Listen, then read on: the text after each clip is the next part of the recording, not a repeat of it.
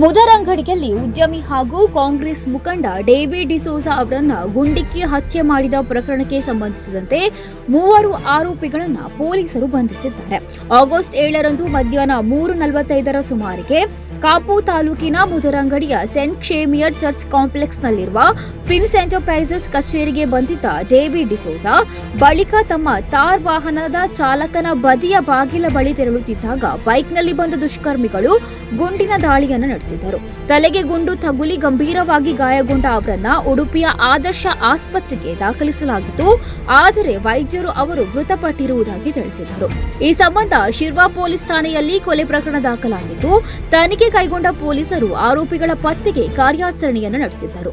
ಕೃತ್ಯದಲ್ಲಿ ನೇರವಾಗಿ ಭಾಗಿಯಾಗಿದ್ದ 3 ಆರೋಪಿಗಳು ಬಸ್ನಲ್ಲಿ ಭಟ್ಕಳದ ಕಡೆಗೆ ತೆರಳುತ್ತಿರುವ ಬಗ್ಗೆ ಖಚಿತ ಮಾಹಿತಿ ಪಡೆದ ಪೊಲೀಸರು ಬೈಂದೂರಿನ ಒತ್ತಿನೆಣೆ ಬಳಿ ಬಸ್ ತಡೆದು ಪರಿಶೀಲನೆಯನ್ನು ನಡೆಸಿದ್ದಾರೆ. ಈ ವೇಳೆ ಆರೋಪಿಗಳು ಬಸ್ನಿಂದ ಇಳಿದು ಪರಾರಿಯಾಗಲು ಯತ್ನಿಸಿದ್ದರು. ಆರೋಪಿಗಳನ್ನು ಬೆನ್ನಟ್ಟಿದ ವೇಳೆ ರಾಜು ಉತ್ತರ ಪ್ರದೇಶದ ಥಾನಾ ಭಿಲ್ವ ನಿವಾಸಿ ಕಾಪು ಠಾಣೆಯ ಪಿಎಸ್ಐ ತೇಜಸ್ವಿ ಅವರನ್ನ ದೂಡಿ ಪಿಸ್ತೂಲಿನಿಂದ ಪೊಲೀಸರತ್ತ ಗುಂಡು ಹಾರಿಸಿ ಪರಾರಿಯಾಗಲು ಯತ್ನಿಸಿದ್ದಾನೆ. ಆತ್ಮರಕ್ಷಣೆಗಾಗಿ ಪೊಲೀಸರು ಆತನ ಕಾಲಿಗೆ ಗುಂಡು ಹಾರಿಸಿ ವಶಕ್ಕೆ ಪಡೆದಿದ್ದಾರೆ. ಆತನ ಬಳಿ ಇದ್ದ ಪಿಸ್ತೂಲನ್ನು ವಶಪಡಿಸಿಕೊಳ್ಳಲಾಗಿದೆ. ಗುಂಡಿನ ದಾಳಿಯಲ್ಲಿ ಪಿಎಸ್ಐ ತೇಜಸ್ವಿ ಗಾಯಗೊಂಡಿದ್ದು ಉಡುಪಿ ಜಿಲ್ಲಾ ಆಸ್ಪತ್ರೆಯಲ್ಲಿ ಚಿಕಿತ್ಸೆ ಪಡೆಯುತ್ತಿದ್ದಾರೆ. ಆರೋಪಿ ರಾಜು ಕೂಡ ಆಸ್ಪತ್ರೆಯಲ್ಲಿ ಒಳರೋಗಿಯಾಗಿ ಚಿಕಿತ್ಸೆ ಪಡೆಯುತ್ತಿದ್ದಾನೆ.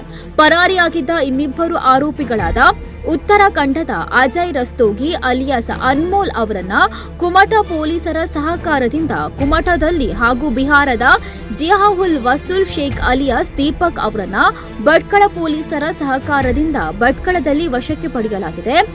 ಡೇವಿಡ್ ಡಿಸೋಜಾ ನಡೆಸುತ್ತಿದ್ದ ಕಾಮಗಾರಿಗೆ ಸಂಬಂಧಿಸಿದಂತೆ ಅನ್ಯ ರಾಜ್ಯದ ಕಂಪನಿಯೊಂದರೊಂದಿಗೆ ಹಣಕಾಸಿನ ವಿಚಾರದಲ್ಲಿ ವೈಮನಸ್ಸು ಉಂಟಾಗಿತ್ತು. ಇದೇ ಹಿನ್ನೆಲೆಯಲ್ಲಿ ಅವರನ್ನ ಹತ್ಯೆ ಮಾಡಲು ಸುಪಾರಿ ನೀಡಿರುವುದು ಪ್ರಾಥಮಿಕ ತನಿಖೆಯಿಂದ ತಿಳಿದುಬಂದಿದೆ ಎಂದು ಪೊಲೀಸರು ತಿಳಿಸಿದ್ದಾರೆ. ಕೃತ್ಯಕ್ಕೆ ಸಹಕರಿಸಿದವರು, ಹಣಕಾಸಿನ ನೆರವು ನೀಡಿದವರು ಹಾಗೂ ಆರೋಪಿಗಳಿಗೆ ಆಶ್ರಯ ನೀಡಿದವರ ಪತ್ತೆ ಕಾರ್ಯ ಮುಂದುವರೆದಿದೆ.